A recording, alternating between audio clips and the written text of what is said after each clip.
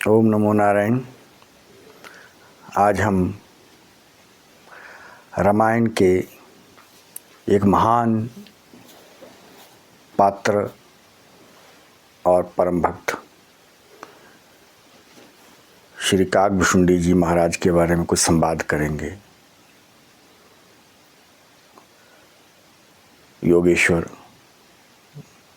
परम भक्त काकभुशुंडी जी कई कल्पों से आज भी नीलगिरी पर्वत पर विराजमान है और वहाँ रह कर के आज भी भगवान श्री राम की भक्ति करते हैं और कई महान भक्तों को श्री राम जी की कथा सुनाते हैं।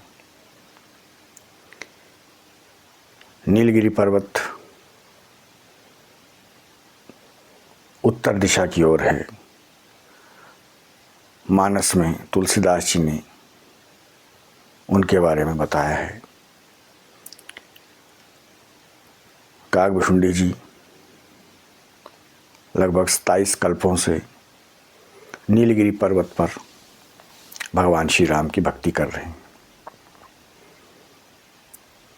यह स्थान सिद्धाश्रम के बिल्कुल नज़दीक है और वहाँ और भी कई योगी महात्मा सिद्धजन भगवान राम की कथा श्रवण करते हैं। एक बार गरुड़ जी भगवत संदेह का निवारण करने के लिए महादेव के कहने से, देव ऋषि नारद के कहने से नीलगिरी पर्वत पर जाते हैं और वहाँ जा कर के काकभुशुंडी जी से प्रश्न करते हैं और काकभुशुंडी जी उनके हर प्रश्नों का जवाब देते हैं, जो कि बहुत ही एक दिव्य आध्यात्मिक संवाद है। कभी मौका मिले तो आप जरूर उसे श्रवण करें। रामचरितमानस उत्तरकांड। काकभुशुंडी जी सही अर्थों में महान ऋषि हैं, महान योगी हैं, महान तपस्वी हैं, महान ज्ञानी हैं, महात्यागी हैं, महान भक्त हैं और वे आज भी अजर अमर होकर के सिद्धाश्रम नीलगिरी में आज भी कथा सुना रहे हैं।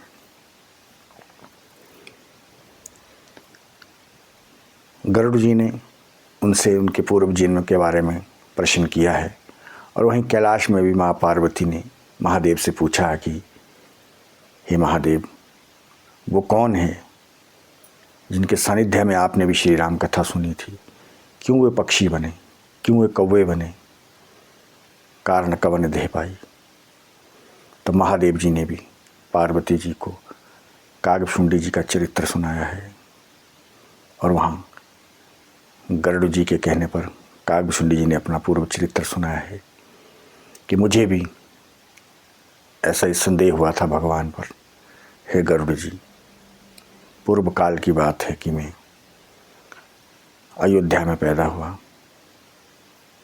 और वहाँ बहुत ही विपन्न अवस्था में, दरिद्र अवस्था में, घर में गरीबी थी। माता पिता जी का देहांत हो गया। तब मैं धन कमाने के लिए, कुछ पैसा कमाने के लिए उज्जैन नगरी गया हूँ। उज्जैनी सुनो उर्गारी। और वहाँ जा कर के उज्जैन नगरी में महाकाल के दर्शन किए और वहाँ मुझे एक परम साधु मिले जो परमार्थ विंदक थे, जो शंभु उपासक थे लेकिन हरि की निंदा नहीं करते थे। वे बहुत ही शांत, प्रशांत और परम भक्त थे शिव के और शिव पूजा करते थे। उन्होंने मुझे देखा और मुझे नादान समझ के, गरीब समझ के, दुखी समझ के मुझे अपनी सेवा में रख दिया और मुझे समय पा करके शिव मंत्र दीना, शिव मंत्र मोह द्विजवर दीना।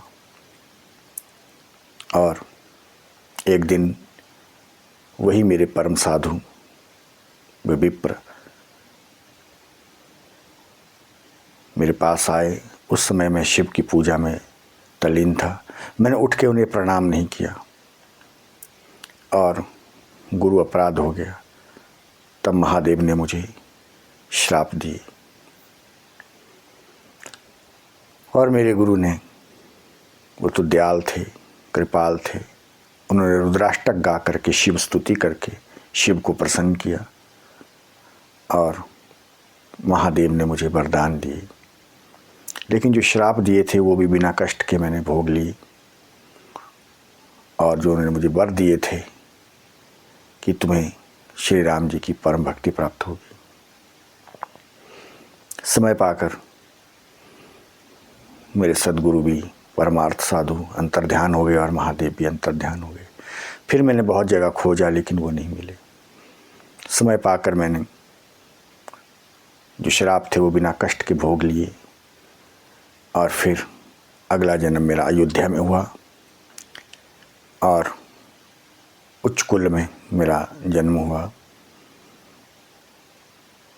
मेरे माता पिता जी बहुत ही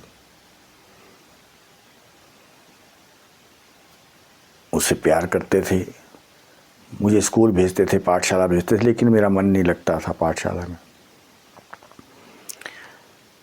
एक दिन मेरे माता पिता जी का देहांत हो गया। तब मैं राम कथा को श्रवण करने के लिए जहाँ जहाँ राम कथा होती थी वहाँ मैं राम कथा का श्रवण करता था। भगवत कथा से मुझे बहुत प्रेम। मुझे संसार की कथा और व्यथा दोनों ही अच्छी नहीं लगती थी। मैं तो हरि कथा का दीवाना हो गया था। एक दिन में हिमालय पर्वत से ऊपर के शिखरों में सुमेरु पर्वत के पास पहुंचा। वहाँ लोमस ऋषि जी को देखा, उनको मैंने प्रणाम किया और वे मुझे ब्रह्म ज्ञान देने लगे। लेकिन मैंने मना कर दिया, मुझे हरि भक्ति सिखाओ, मुझे हरि भक्ति सुनना, हरि कथा सुनाओ। तब उन्होंने कहा कि तू बहुत तर्क कुतर्क करता है, जाओ तुम्हें मैं शाप देता हूँ, तुम कौवे बन जाओ। और तब से हे गरुड़ जी मैं कौवा बन गया। लेकिन मेरा ज्ञान, मेरी मति, मेरी भक्ति, मेरा विवेक बना रहा। मेरे सदगुरु लोमस जी ने मेरी शायद परीक्षा ली। मैंने कुछ नहीं कहा, मैंने शांत चित्त होकर के प्रेम पूर्वक उस श्राप को भी वरदान समझ के सिर माथे उसको लगा दिया और अपने गुरु की परिक्रमा की। मेरे गुरु ने मुझे, लोमस जी ने राम मंत्र दिया, श्री राम कथा सुनाई, क्योंकि वो भी राम कथा के परम रसिक थे, भगवत भक्त थे, परम भक्त थे। और तब मैं फिर अयोध्या की तरफ प्रस्थान किया। वहाँ उस समय श्री राम जी का अवतार हुआ था। रामलला के रूप में मैंने दर्शन किए और वहाँ जा कर के मैंने देखा रामलला मुझे खिजा रहे थे, रोटी का टुकड़ा दिखाते, कभी दौड़ते, कभी गिरते, कभी ठुमक ठुमक चलते। तो मैंने देखा और वो मुझे पकड़ते, कभी मेरी पूंछ पकड़ते, कभी मुझे खिजाते। और मैं देखा कि मुझे लगा कि ये भगवान नहीं हो सकते, ये तो आम बालक है। और मैं उड़ गया निर्भर आकाश की ऊंचाइयों की तरफ। पीछे वह बालक श्री राम भी, रामलला भी मेरे पीछे आए। तीनों लोक में मैं भटकता फिरा, लेकिन अंतकाल में मैं थक हार के उनके चरणों में गिर गया। तब भगवान जी ने अपना चतुर्भुज नारायण रूप दिखाया, विराट रूप दिखाया। तब मैं समझ गया कि ये साधारण नहीं है बालक, ये तो स्वयं पर ब्रह्म है, परमेश्वर है। मैंने उनसे विनती की, प्रभु मुझे अपनी शरण में लो। तब भगवान जी ने अपना सामान्य रूप बतलाया, दिखाया और कहा, उठो बसुंडी, क्या चाहिए तुम्हें, मैं तुम्हारी भक्ति से प्रसन्न हूँ। तब मैंने कहा कि मुझे आप अपनी भक्ति दीजिए। वे कहने लगे, भुक्ति ले जा, मुक्ति ले जाओ, भोग ले जाओ, मोक्ष ले जाओ। मैंने कहा, नहीं प्रभु, मुझे तो कुछ नहीं, केवल आपके चरणों की भक्ति चाहिए, आपकी सेवा चाहिए, आपका हरि कथा का मैं प्रचार कर सकूं, यही मुझे आप वरदान दीजिए। उन्होंने कहा ठीक है। मैंने आशीर्वाद दिया जाओ वसुंडी, तुम्हें राम भक्ति ही प्राप्त होगी। और गरुड़ जी तब से मुझे राम भक्ति प्राप्त हुई और मैं भगवान की आज्ञा से, श्री राम भगवान की आज्ञा से इस नीलगिरी पर्वत पर आ गया। और तब से मैं यहाँ पर सब ऋषियों को, सब संतों को, सब हंसों को, सब परमहंसों को राम कथा सुनाता हूँ। महादेव ने भी यहाँ आकर के हंस के रूप में कथा सुनी थी, क्योंकि यहाँ जो भी आता है उसे पक्षी बनना पड़ता है। तभी राम कथा जो है उन्हें मैं सुनाता हूँ सहज रूप से। ये मैंने अपना आपको पूर्व चरित्र सुनाया है। गरुड़ जी बहुत प्रसन्न होते हैं। गरुड़ जी की समस्या का समाधान होता है, जिज्ञासा का समाधान होता है और उनके संदेह निवृत्त हो जाते हैं। तब जो गरुड़ जी काकभुशुंडी को धन्यवाद देते हैं और काकभुशुंडी जी कहते, गरुड़ जी मुझे यहाँ इस नीलगिरी पर्वत पर 27 कल्प बीत गए हैं। जब जब राम जन्म होता है तब तक मैं अयोध्या जाता हूँ और बाल रूप का आनंद और आशीर्वाद लेकर के पुनः इस नीलगिरी पर्वत पर आ जाता हूँ और फिर यहाँ मैं हरि भक्ति करता हूँ, हरि कथा सुनाता हूँ भगवत प्रेमियों को और भक्तों को। यही मेरी भक्ति है, यही मेरा कर्म है, यही मेरा योग है, यही मेरी तपस्या है, यही मेरा त्याग है। इस प्रकार से गरुड़ जी बहुत प्रसन्न होते हैं और उनको प्रणाम करके चले जाते हैं। वैकुंठ से आए थे वो और वैकुंठ चले गए, संदेह का निवारण हो गया। तो इस प्रकार से काकभुशुंडी जी महान योगी हैं, परम योगी हैं, परम भक्त हैं, जो आज भी परम धाम में, हिमालय में, सुमेरु पर्वत के उत्तर में, उत्तर दिशा में, नीलगिरी पर्वत पर आज भी श्री राम कथा सुनाते हैं, भक्ति करते हैं। लेकिन ये नीलगिरी पर्वत कहाँ है, इसके लिए हमें वैदिक कॉस्मोलॉजी का अध्ययन करना पड़ेगा। साधारणतः यह पर्वत अदृश्य है। एक और भी नीलगिरी पर्वत है जो उत्तर दिशा में है, उस पर्वत का भी महत्व है। निश्चित रूप से वहाँ भी हो सकता है बाबा वसुंडी जी आते हों किसी न किसी कल्प में, वह भी वो स्थान रहा उनकी भक्ति का। लेकिन जो मूल नीलगिरी पर्वत है वह तो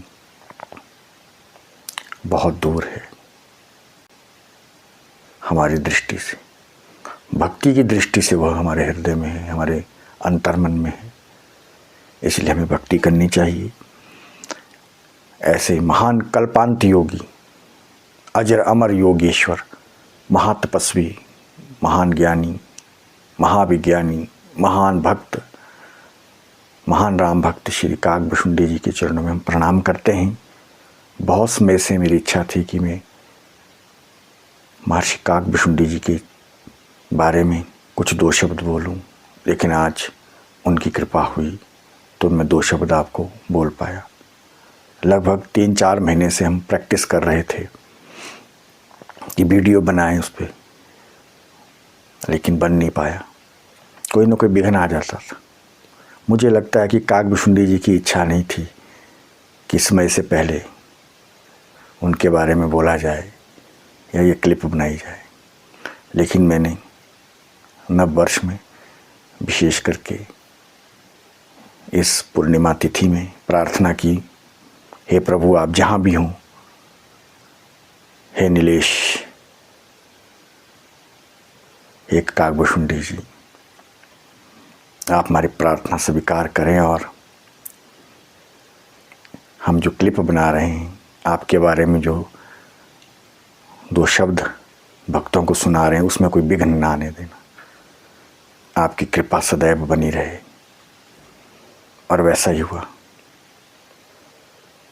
लगभग 15 मिनट की क्लिप बन के हमारी तैयार हुई बिना किसी विघ्न के, और आनंद आ गया।